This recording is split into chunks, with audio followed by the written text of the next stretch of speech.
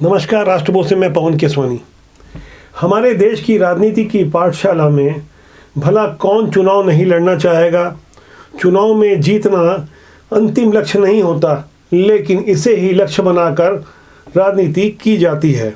छत्तीसगढ़ में जहां विधानसभा के चुनाव होने हैं, 90 सीटों के लिए जो रस्साकशी चल रही है, वहां कांग्रेस की ओर से एक अहम खबर सामने आई है कि जहां 90 में से 71 का भारी भरकम बहुमत है कांग्रेस के पास, यहां 25 विधायकों को एक खुफिया रिपोर्ट के अनुसार लाल सूची में डाल दिया गया है।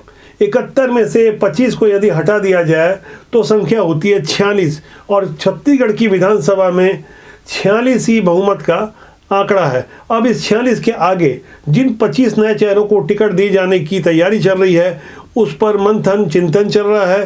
राजधानी के एक विधानसभा से 3 पार्षदों का नाम सामने आया है, उनकी प्रोफाइल खंगाली जा रही है। कमोबेश ऐसे ही हालात भारतीय जनता पार्टी के हैं, लेकिन भारतीय जनता पार्टी जो बदलाव के फार्मूले पर बड़े स्तर पर काम कर रही है, वहाँ टिकट कौन से कद्दावर बचा पाएंगे, इसके लिए रस्साकशी चल रही है। यानी अधिकांश नए चेहरों को सामने लाने की जो बात उठ रही है, वह सिर्फ भारतीय जनता पार्टी के रणनीतिकारों तक सीमित नहीं है।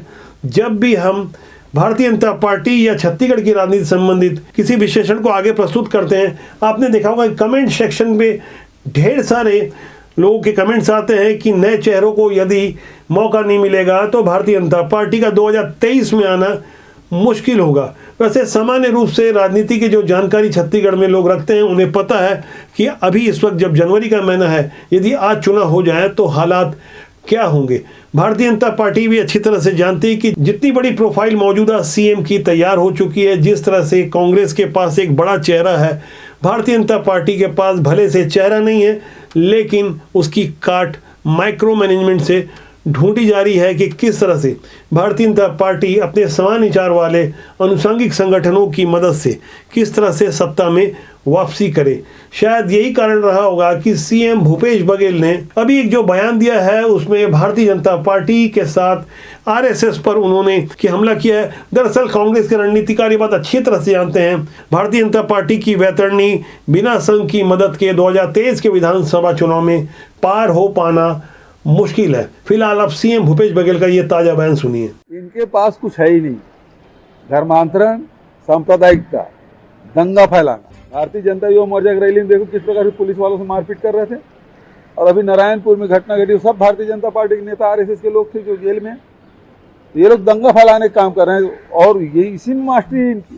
तो आज वो छटपटा रहे हैं कि आखिर छत्तीसगढ़ में हम जो उनके जो पांव उखड़ गए हैं, कैसे यहाँ फिर से पैर पसारे। यहाँ आपने गौर किया होगा कि सीएम भूपेश बघेल इन दिनों जिस तरह से खुलकर धर्म पर भी बयान दे रहे हैं और ऐसे विषयों पर बात कर रहे हैं जिसे आमतौर पर कोई राजनेता बोलने से बचता है। इन दिनों छत्तीसगढ़ की राजधानी पूरे देश भर में इसलिए सुर्खियों में बन गई है क्योंकि यहाँ बागेश्वर धाम के पंडित धीरेन्द्र कृष्ण शास्त्री का कार्यक्रम हुआ था, और इस कार्यक्रम के बाद रायपुर को जो प्रसिद्धि मिली, उस कार्यक्रम से जुड़े हुए छोटे छोटे प्रसंगों को देश भर में रखा जा रहा है। खास करके एक मुस्लिम महिला सुल्ताना के हिंदू धर्म में प्रवेश वाली बात, जिस तरह से सुल्ताना ने अपनी बात को रखा, उन्होंने सीधे तौर पर खुद के मुस्लिम होने के विरुद्ध जो तीखी बातें कही, वो सीधे तौर पे सामाजिक मान्यताओं से जुड़ी थी, सामाजिक ताने बाने से जुड़ी थी। इस महिला के हिंदू धर्म में वापसी को लेकर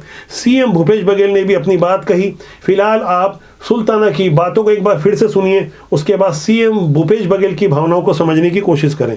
मेरा नाम सुल्ताना है, मैं छत्तीसगढ़ बिलासपुर से हूँ।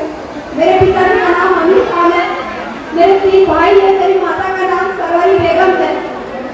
मेरे घर वालों ने मुझे प्यार किया है क्योंकि मैं मूर्ति पूजा करती हूँ, फोटो पूजा करती हूँ। बोलते हैं मुस्लिम के नाम पे तू कलंक है, मरेगी तो जहन्नुम में जाएगी। मेरे को इस बात से कोई फर्क नहीं पड़ता।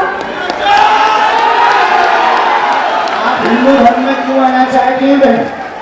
मेरा मन होता है कि हिंदू धर्म से अच्छा कोई धर्म हो ही नहीं सकता कभी।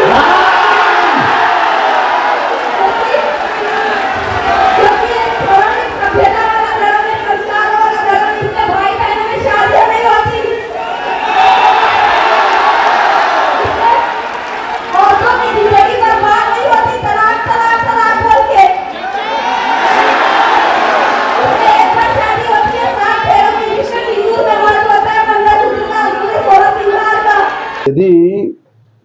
धर्मांतरण है घर वापसी की अच्छी बात है। मैं भी हिंदू हूँ, मैं पूछना चाहता हूँ वो उसे किस वर्ण में रखे हैं। यदि वो ईसाई है या मुसलमान है उसको आपने हिंदू में मिला लिया, बहुत अच्छी बात है, लेकिन उसको किस में रखे हैं? शूद्र वर्ण में, वैश्य वर्ण में, क्षत्रिय वर्ण में, कि ब्राह्मण वर्ण? किस में रखे हैं आप? उसकी शादी किस वर्ण में होगी, फिर किस जाति में होगी? ये व्यवस्था भी करें हम। हमारे जो लोग वापस कराए हैं वो बताना कि हाँ भैया तुम इस जाति में मिले हो, इस वर्ण में हो, ये बताएं। छत्तीसगढ़ के मुख्यमंत्री बड़ी ही जिम्मेदारी के साथ जिस बात को कह रहे हैं, जो आरोप लगा रहे हैं, वहाँ धर्मांतरण भी है, वहाँ सांप्रदायिकता भी है, ऐसे मुद्दे हैं जो भारतीय जनता पार्टी को अनुकूलित लगते हैं। छत्तीसगढ़ में धीरे धीरे चुनाव की तारीखों की ओर जब राजनीति जा रही है, वहाँ एक बात समझने वाली होगी कि हाल में ही अंबिकापुर में जो प्रदेश कार्य समिति की 2 दिवसीय बैठक हुई, वहाँ पहली बार धर्मांतरण के विषय पर खुलकर बात की गई और आगे की रणनीति पर खुली चर्चा हुई। खासकर नारायणपुर की घटना, उस घटना का उल्लेख तो सीएम भूपेश बघेल ने भी किया। हो सकता है आने वाले दिनों में कुछ ऐसी अप्रिय स्थिति निर्मित हो जाए, क्योंकि इससे कोई इंकार नहीं कर सकता कि छत्तीसगढ़ के खासकर ग्रामीण इलाकों में धर्मांतरण तो हो रहा है। भले ही राज्य शासन के मंत्री कवासी लखमा इससे इत्तेफाक न रखें। दरअसल कवासी लखमा की अपनी सरकार और पार्टी के प्रति ईमानदारी है, वह किसी से छिपी नहीं है, लेकिन कब कहां कैसे बोलना है मंत्री जी कई बार इससे चूक जाते हैं। इससे कई बार असहज स्थिति उत्पन्न हो जाती है। एक और छत्तीसगढ़ में कवासी लखमा कांग्रेस के लिए असहज स्थिति उत्पन्न कर देते हैं। वैसे ही राष्ट्रीय स्तर पर दिग्विजय सिंह भी हैं। वे तो 10 साल मध्य प्रदेश के मुख्यमंत्री रहे हैं, काफी सोच समझ के बोलते हैं, पढ़े लिखे हैं, लेकिन उनके बयानों से तो ऐसा नहीं लगता कि वे खासकर कांग्रेस के लिए अनुकूलित स्थिति पैदा कर रहे हैं। दिग्विजय सिंह ने सर्जिकल स्ट्राइक को लेकर एक बार फिर उंगली उठाई। उन्होंने फिर से सरकार से सबूत मांगा है। जाहिर तौर पर दिग्विजय सिंह के इस बयान के बाद आरोपों का दौर भी शुरू हो गया। फिलहाल आप दिग्विजय सिंह की उन चंद लाइनों पर गौर करें, एक एक शब्द पर गौर करें।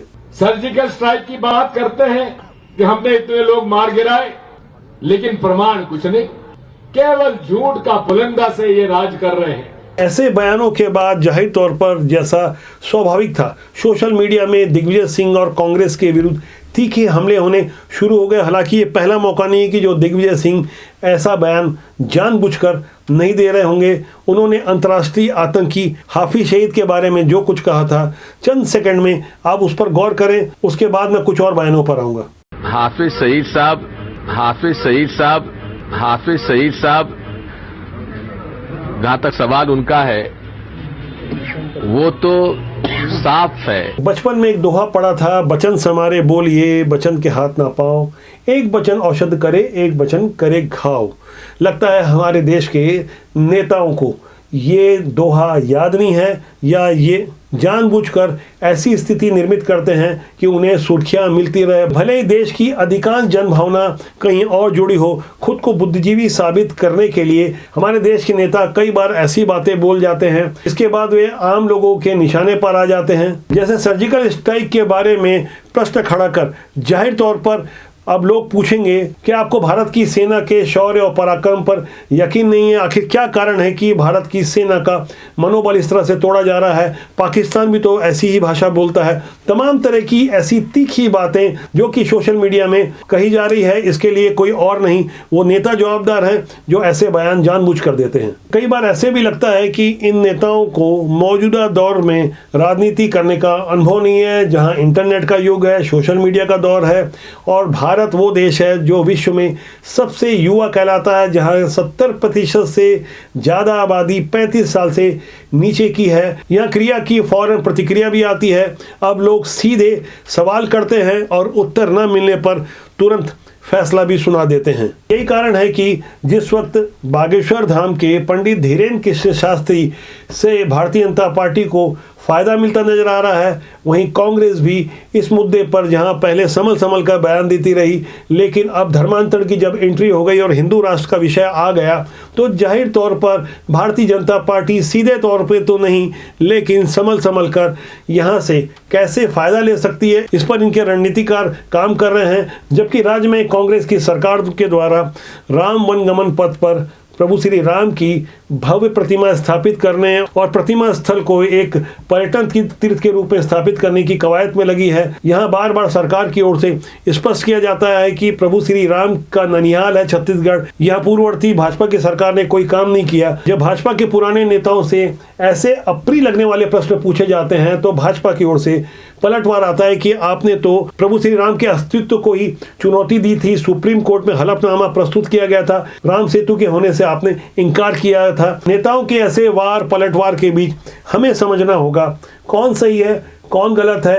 राष्ट्रबोध राजनीति की शुचिता के लिए लगातार प्रयास करता है। हमारी कोशिश रहती है कि राजनीति में साफ सुथरे और ईमानदार लोग स्थापित हों जिससे देश और समाज का भला हो सके। इस बारे में आपकी क्या राय है कमेंट सेक्शन में जाकर जरूर लिखिएगा और राष्ट्रबोध का बने रहने के लिए कृपया यदि आपने सब्सक्राइब नहीं किया है तो सब्सक्राइब कर लीजिए। अगर हमारी बातें पसंद आए तो शेयर जरूर कीजिएगा। नमस्कार।